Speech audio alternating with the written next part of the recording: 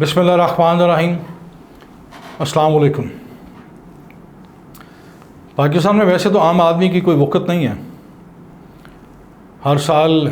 آم کا سیزن آتا ہے، لیکن عام آدمی کا دور کبھی نہیں آیا۔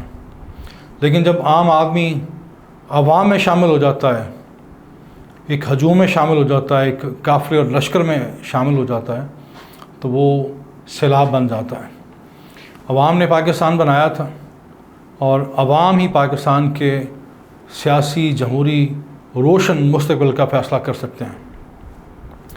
برکیف عوام نے 8 فروری کو اپنا فیصلہ سنا دیا تھا، اسے تسلیم نہیں کیا گیا، وہ الگ بات ہے، لیکن عوام بھی خاموش نہیں ہے۔ عوام نکارہ بجاتے رہتے ہیں، عوام بگل بجاتے رہتے ہیں اور سوئے ہوئے خوابیدہ حکمرانوں کو جگاتے رہتے ہیں۔ ہمارے بچھڑے ہوئے برادر اسلامی ملک بنگلہ دیش میں عوام نے عوامی طاقت سے جو کر دیا ہے وہ نوشتہ دیوار ہے، اور اس سے پہلے کہ پاکستان میں ایسی کوئی کروٹ عوام کی طرف سے دیکھنے میں آئے، ہمیں اپنے فیصلے درست کر لینے چاہیے، اپنی غلطیوں کی اصلاح کر لینی چاہیے اور غلطیاں نہ دہرانے کا عزم کر لینا چاہیے۔ جس طرح کہا جاتا ہے کہ ایک جھوٹ کو چھپانے کے لیے آپ کو 1000 جھوٹ بولنا پڑتے ہیں، اس لیے ایک غلطی کو چھپانے کے لیے یا غلطی پر ڈٹائی سے کھڑے ہونے کے لیے اور مسلسل آپ کو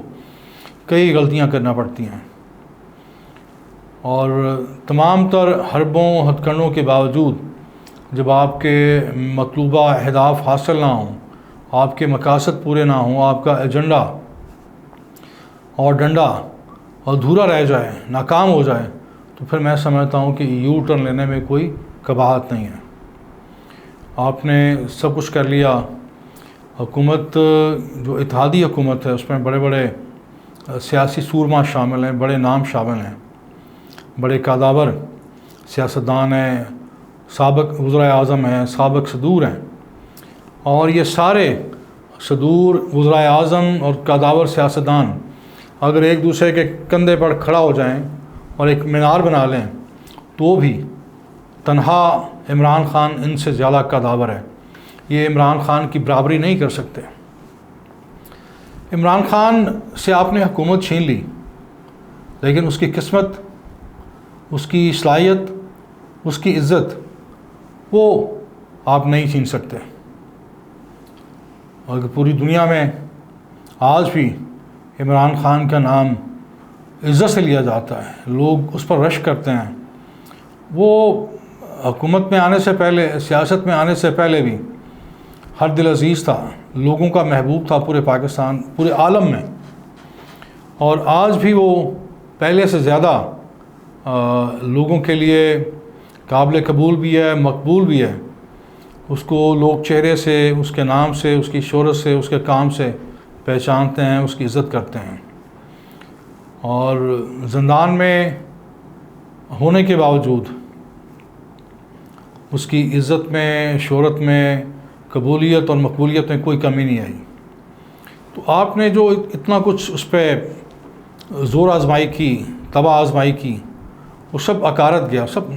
فیل ہو گیا، ناکام ہو گیا۔ تو پھر کیوں نہ واپسی کا رستہ تلاش کیا جائے، بجائے مزید بند گلی میں سفر طے کرنے کی بجائے آپ ریورس گیئر لگائیں، یو ٹرن لیں، واپس آ جائیں اور اپنی اصلاح کر لیں ملک اور قوم کے لیے، کیونکہ کل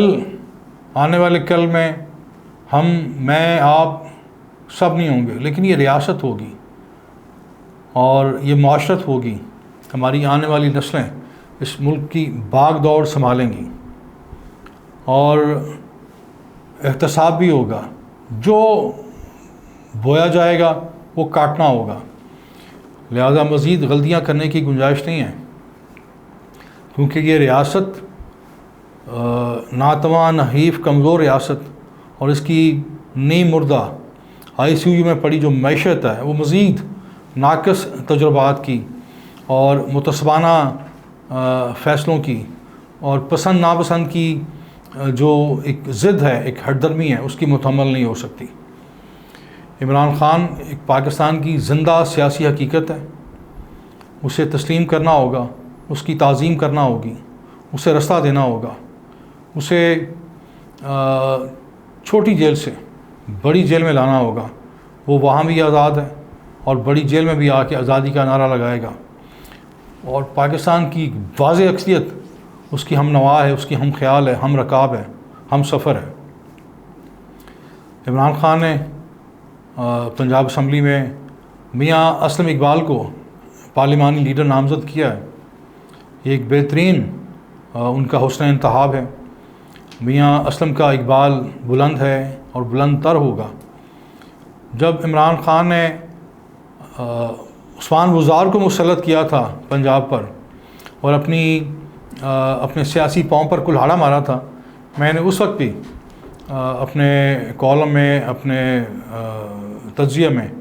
میاں اسلم اقبال کی وکالت کی تھی۔ ان کا جو طرز سیاست ہے، وہ جس طرح ڈاؤن ٹو ارتھ ہیں، زمین پر بیٹھنے والے، زمین پر چلنے والے، زمینی حقائق پر نظر رکھنے والے، نبض شناس اور فرض شناس ایک سیاسی رہنما جو اپنے حلقے میں بڑے مقبول ہیں، ہر دل عزیز ہیں اور لوگوں میں گھلے ملے رہتے ہیں، ان کے مسائل سے آگاہ ہیں، ان کے مسائل کا حل تلاش کرتے ہیں، انہیں ریلیف دیتے ہیں۔ اور ایسا نبض شناس اگر ایک سیاسی رہنما وزیر اعلیٰ پنجاب ہوتا تو پی ٹی آئی پنجاب میں بہتر انداز سے ڈیلیور کرتی، اور عثمان بزدار جیسا ایک سیاسی ڈفر، اس نے جو غلطیاں کی، جو بلنڈر کیے، وہ نہ ہوتے۔ دوسری طرف خواتین کے حقوق کے لیے نمایاں کام کرنے والی پی ٹی آئی کے پلیٹ فارم سے محترمہ فاطمہ چدر صاحبہ، وہ پی ٹی آئی کی جو خواتین ہیں، جو ونگ ہے خواتین کا، اس کا ہراول دستہ ہیں، اپنی پارٹی کے لیے، اپنی قیادت کے لیے بڑے درد دل کے ساتھ، خلوص کے ساتھ متحرک رہتی ہیں، اور ثوابی جلسے کے لیے بھی ان کا ایک بھرپور جو کردار نظر آیا، وہ خواتین کو لے کر، خواتین کا قافلہ لے کر جوش و خروش کے ساتھ، ولولے اور جذبے کے ساتھ اس جلسے میں تشریف لے گئی ہیں۔ ایسی کمیٹڈ، ایسی نظریاتی خواتین جس جماعت میں ہوں گی، اس جماعت کو کوئی شکست نہیں دے سکتا۔ فاطمہ چدر، ڈاکٹر یاسمین راشد، صنم خان جو ہیں، ایسی خواتین، عالیہ حمزہ، ایسی خواتین کسی بھی جماعت کا اثاثہ ہیں، سرمایہ ہیں، ہراول دستہ ہیں۔ اور تحریک پاکستان کی بات کریں تو وہاں بھی مادر ملت فاطمہ جناح رحمۃ اللہ علیہ کی قیادت میں خواتین کا ایک بھرپور جو سیاسی کردار ہے، وہ ایک ہماری تاریخ قیام پاکستان کی تحریک اور تاریخ کا روشن باب ہے۔ اور آج بھی خواتین جب پاکستان کے استحکام کی بات آتی ہے، پاکستان کی بقا کی بات آتی ہے، اور پاکستان میں حقیقی جمہوریت کی بحالی کی بات آتی ہے، حقیقی آزادی کا جب نعرہ بلند ہوتا ہے، تو پی ٹی آئی کی خواتین، ڈاکٹر یاسمین راشد، فاطمہ چدر صاحبہ، صنم خان، وسطیٰ کی عالیہ حمزہ، جتنی بھی خواتین پی ٹی آئی کے اندر متحرک ہیں، ان کا کام، ان کا کردار وہ بولتا ہے۔ اور جب خواتین کا یہ جوش و خروش ہے جس جماعت کے اندر، اور یقیناً عمران خان نے ہمیشہ ایسی متحرک اور نظریاتی کمیٹڈ خواتین کو اپنی جماعت کے اندر پروموٹ کیا ہے۔ اور مجھے یاد پڑتا ہے جب صنم خان جو حال ہی میں رہا ہوئی ہیں، جب رہائی کے بعد وہ عمران خان سے ملیں اڈیالہ جیل میں، تو کسی صحافی نے ان سے کچھ سوال کیا، تو انہوں نے بڑی معصومیت سے کہا کہ مجھے سب سے بڑی خوشی اس بات کی ہے کہ میرے قائد، میرے لیڈر عمران خان مجھے نام سے جانتے ہیں۔ تو یہ نام جو ہے، یہ نام ان کے کام مرہون محنت ہے، جو انہوں نے کام کیا ہے، جس استقامت کے ساتھ قید و بند کا سامنا کیا ہے، اور اپنے نظریات پر، سیاسی نظریات پر آنچ نہیں آنے دی، یہ بہت بڑی بات ہے۔ آج نہ صرف عمران خان بلکہ پورے پاکستان میں، پوری دنیا میں لوگ ان کو نام سے، ان کے چہرے سے،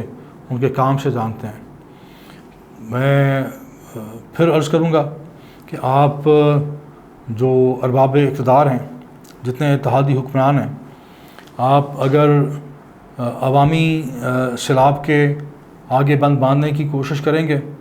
تو آپ کو بہا لے جائے گا۔ تو ضرورت اس امر کی ہے کہ بنگلہ دیش میں جو کچھ ہوا ہے، اور جس طرح عوامی ایک ریفرنڈم کو، عوامی غم و غصے کو، عوام کے اجتماعی فیصلے کو تسلیم کیا گیا ہے،